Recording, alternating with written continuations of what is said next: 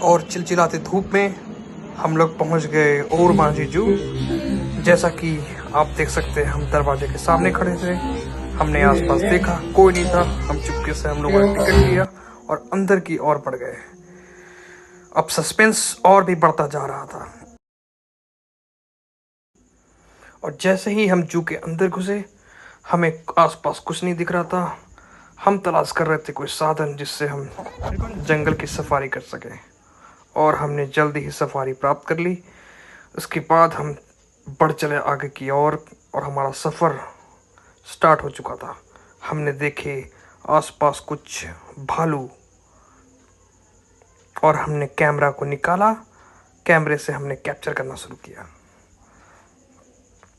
But तलाश हमारी जारी रही। हमें भालू दिख नहीं रहा था।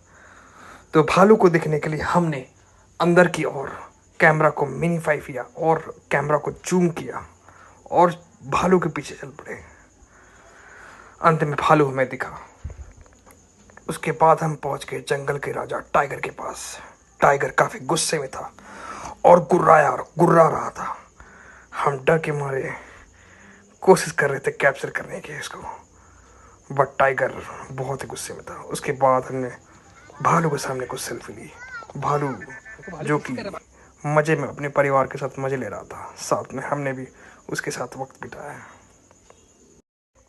देखते ही देखते हम पहुंच गए सफ़ेद हिरन के पास। हमने देखे कुछ सफ़ेद हिरन, कुछ काले हिरन, तरह तरह के हिरन, बट हिरन हमें बहुत अट्रैक्ट कर रहा था।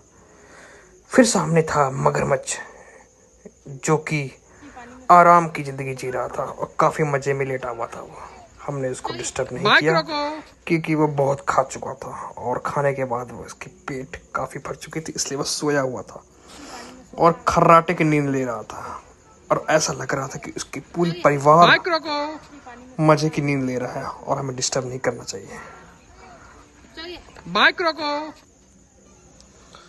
और देखते ही देखते हम पहुंच गए एलिफेंट के पास। एलिफेंट के सामने जाके हमने काफ़ी सेल्फी थी और काफ़ी मज़े किए। फिर मिला हमें बंदर, लंगूर, जो कि ना कुछ कर रहा था और ना कुछ करने को कह रहा था हमें, सिर्फ लटका हुआ था। 2 लंगूर इस तरह से बैठे हुए जैसे ये काफ़ी लेजी हों, बट ऐसा लग रहा था कि ये हमें बोल रहे हो आप वापस चले जाओ, बहुत थक गए हम।